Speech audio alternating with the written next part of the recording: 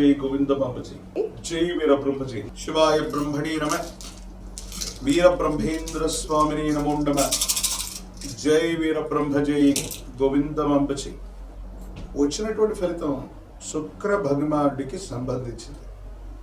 మిశ్రమైనటువంటి ఫలితాలను మనం చూడబోతున్నాం. ఎంతో కాలంగా కుశకేతువులు ఇద్దరు కూడా సింహరాశిలో స్థితి పొంది ఉన్నటువంటి పరిస్థితి నుండి ఒక్కసారి స్తంభించిపోయిన పరిస్థితులు మాత్రం అనుకూలవంతమయ్యేటువంటి అవకాశం ఉంది.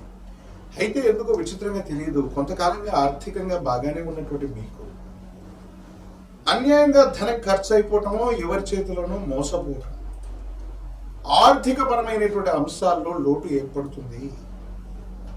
వెనువెంటనే చాలా యుద్ధ ప్రాతిపదిక మీద ధనాన్ని మళ్ళీ సమకూర్చుకోవాల్సినటువంటి పరిస్థితులు ఏర్పడతాయి.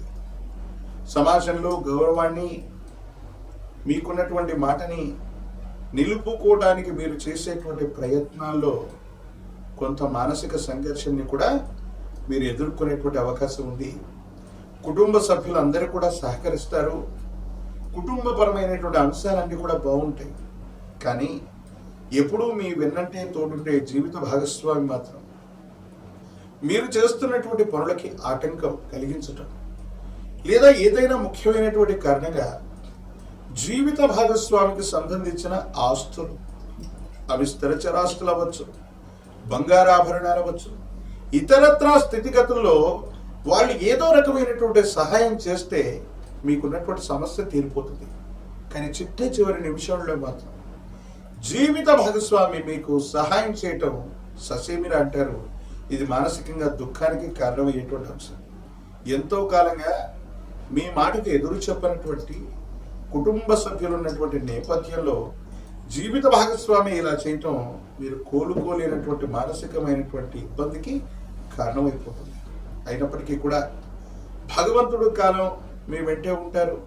స్నేహితుల రూపంలో, ఇతర కుటుంబ సభ్యులు, ప్రత్యేకించి సహోదర సహోదరి వర్గం నుంచి తప్పకుండా మీకు సహాయం లభిస్తుంది. ఒక ముఖ్యమైనటువంటి ఆర్థిక గండాన్ని తప్పించుకోగలుగుతారు. ఏది ఏమైనప్పటికీ కూడా తీవ్రమైనటువంటి మానసికమైనటువంటి ఒత్తిడి ఉన్నప్పుడు, ఆర్థిక పరమైనటువంటి అంశాల్లో ఇబ్బంది కలుగుతూ ఉన్నటువంటి సందర్భంలో మనిషి విచక్షణ కోల్పోతాడు. ఆరోగ్యం పట్ల ఏమాత్రం కూడా ధ్యాస. సింహరాశి జాతకులకి జీర్ణ వ్యవస్థకు సంబంధించిన ఉదర భాగం అంటే కడుపు భాగానికి సంబంధించిన ఒక ఆరోగ్య సమస్య మిమ్మల్ని ఇబ్బంది పెట్టే అవకాశం ఉంది. దూర ప్రాంత ప్రయాణాలు చేస్తున్నటువంటి వాళ్ళకి అనుకూలంగా ఉంది. సాంకేతిక పరమైనటువంటి అంశాలు కొన్ని ఇబ్బంది పెట్టే అవకాశం ఉంది. కాబట్టి 1-2 సార్లు అన్ని విషయాల్ని పరిశీలించి పరీక్షించుకుని మాత్రమే ముందుకు వెళ్ళేటువంటి ప్రయత్నం తప్పకుండా చేయండి. సంతానపరమైనటువంటి అంశాలు బాగున్నాయి. అయితే మనసు నిండా భావోద్వేగపూరితమైనటువంటి చర్యలు అధికమైపోతూ ఉంటాయి. మిమ్మల్ని మీరు నియంత్రించుకోలేనటువంటి పరిస్థితి కల్పిస్తూ ఉంటుంది. ప్రత్యేకించి మీ చుట్టూ ఉన్నటువంటి వ్యక్తులు, కుటుంబానికి సంబంధించిన వాళ్ళైనా, బంధుమిత్ర వర్గానికి సంబంధించిన వాళ్ళైనా, సహచరులైనా, వాళ్ళు చేసే పొరపాట్లని మీరు బహిరంగంగా మాట్లాడటం వల్ల మీకు అనుకూల శత్రువులు ఎక్కువయ్యే అవకాశం ఉంది. వాళ్ళు చేసిన పొరపాటుని వాళ్ళ ముఖం మీదే చెప్పేయటం, బహిరంగంగా మాట్లాడటం వల్ల వీరందరూ కూడా అనుకూల శత్రువులుగా మారి మీకున్నటువంటి కీర్తి ప్రతిష్టల్ని, మీకున్నటువంటి అనుకూలవంతమైనటువంటి పరిస్థితుల్ని సంక్లిష్టం చేసేటందుకు వీళ్ళు కంకణం కట్టుకుంటారు. కాబట్టి మాటే మంత్రంగా పెద్దలు చెప్తూ ఉంటారు. ఎదుటి వాళ్ళని విమర్శించాల్సి వచ్చినా, వాళ్ళు తప్పు చేసినా, పొరపాటు చేసినా బహిరంగంగా మాట్లాడకపోవటమే మంచిది. భావోద్వేగపూరితమైనటువంటి చర్యల వల్ల జీవిత భాగస్వామితోనైనా, వ్యాపార భాగస్వాములతోనైనా కఠినంగా వ్యవహరించే అవకాశం ఉంది. కాబట్టి కోపాన్ని వదిలిపెట్టడం వల్ల కార్యాన్ని మనం సాధించగలుగుతాం. కోపగ్రస్తమైనటువంటి పరిస్థితుల వల్ల మానసికమైనటువంటి ప్రశాంతతని మనం కోల్పోయేటువంటి అవకాశం కనిపిస్తూ ఉంటుంది. కొన్ని సందర్భాల్లో సహాయం చేయగలిగినటువంటి స్థాయిలో ఉండి కూడా కొంతమంది వ్యక్తులు సహాయ నిరాకరణ చేసినప్పటికీ కూడా దైవ బలం మీ వెన్నంటే ఉంది. భగవంతుడు కాలం మీకు తప్పనిసరిగా సహాయం చేయగలిగినటువంటి పరిస్థితుల్లోనే ఉన్నట్టుగా భావన చేయొచ్చు. ఏది ఏమైనప్పటికీ కూడా సింహరాశి జాతకుల యొక్క జీవన గమనంలో మరిన్ని అనుకూలవంతమైనటువంటి ఫలితాలు వచ్చేటువంటి అవకాశం అయితే కనబడుతుంది. రాజకీయపరమైనటువంటి రంగంలో ఉన్నటువంటి వాళ్ళు పదవీ ప్రాప్తి కోసం కొంతకాలం వేచి చూడాలి. విద్యార్థులకి యోగదాయకమైనటువంటి కాలం ఉంది. అనుకూలవంతమైనటువంటి పరిస్థితులు వస్తాయి. ఏకాగ్రత కోల్పోవటం వల్ల మంచి ఉత్తీర్ణతను సాధించలేకపోతుంటారు. నిరుద్యోగులకి ఉద్యోగ కాలం, వివాహం కానటువంటి వాళ్ళకి యోగదాయకమైనటువంటి ఫలితాలు వచ్చేటువంటి అవకాశం కనబడుతుంది. సింహరాశి జాతకుల యొక్క జీవన గమనంలో సామాజిక పరిస్థితులు బాగున్నాయి. సమాజంలో ఉన్నత స్థాయి కలిగినటువంటి వ్యక్తులతో పరిచయం ఏర్పడుతుంది. ఆ పరిచయాన్ని ఒక ముఖ్యమైనటువంటి సందర్భంలో అవకాశంగా ఉపయోగించుకుంటే మీ జీవితంలో చాలా ఉన్నతమైనటువంటి స్థితిగతిని మీరు చేరుకోగలుగుతారు. ఇదే సందర్భంలో ధనం లేకపోవటం, కొన్ని కృత్రిమమైనటువంటి సమస్యలు మీ చుట్టూ ఉండటం, నిర్ణయాన్ని వేగవంతంగా తీసుకోలేకపోవటం, ఈ రకమైనటువంటి పరిస్థితుల వల్లే మీరు ఇబ్బంది పడతారు. మానసికంగా అశాంతికి గురవుతారు.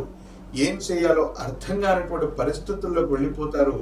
కొన్ని సందర్భాలు ఇవి మీకు ఇబ్బంది కలిగించేటువంటివి అయినప్పటికీ కూడా భావోద్వేగపూరితమైనటువంటి చర్యలు నియంత్రించుకుంటే సింహరాశి జాతకులు అద్భుతమైన ఫలితాలని తప్పకుండా పొందుతారు.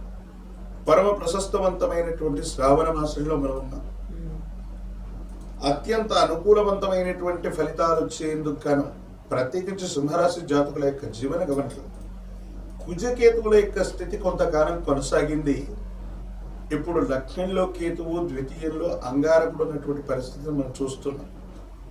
విశేషంగా సర్పస్వరూపమైనటువంటి దేవతా స్వరూపాలు శ్రావణ మాసంలో మనకి విశేషంగా నాగపంచమి, ఇది సమస్తమైనటువంటి సర్పదేవతలకి చాలా ప్రీతికరమైనటువంటి. పాముల పుట్టలో పాలు పోసి 11 ప్రదక్షిణలు చేసి అంగుళ ప్రమాణంలో ఉన్నటువంటి వెండి నాగపడకని కనుక పాముల పుట్టలో వదిలిపెడితే సమస్తమైనటువంటి ఇబ్బందులు తొలగిపోయి యోగదాయకమైనటువంటి మార్పులు కలిగేటువంటి అవకాశం కనిపిస్తూ ఉంటుంది. సుబ్రహ్మణ్యేశ్వర స్వరూపమైనటువంటి షణ్ముఖుని ఓం స్కంధాయ నమః, ఓం స్కంధాయ నమః లేదా కుమార గురవే నమః అన్నటువంటి మంత్రాన్ని కనుక అనునిత్యం కూడా జపిస్తూ ఉంటే కూడా సానుకూలవంతమైన ఫలితాలు వస్తాయి. ఇబ్బందులు తొలగిపోయి సానుకూలవంతమయ్యే అవకాశం ఉంది. ఈ శ్రావణ మాసంలో దేవతామూర్తుల యొక్క కళ్యాణం ఎక్కడైనా జరుగుతున్నా, నిత్య కళ్యాణోత్సవం జరుగుతున్నటువంటి దేవతామూర్తుల యొక్క ఆలయ ప్రాంగణానికి వెళ్ళిన అత్యంత అనుకూలవంతమైనటువంటి స్థితిగతుల్ని మీరు తప్పకుండా పొందేటువంటి అవకాశం కనపడుతుంది.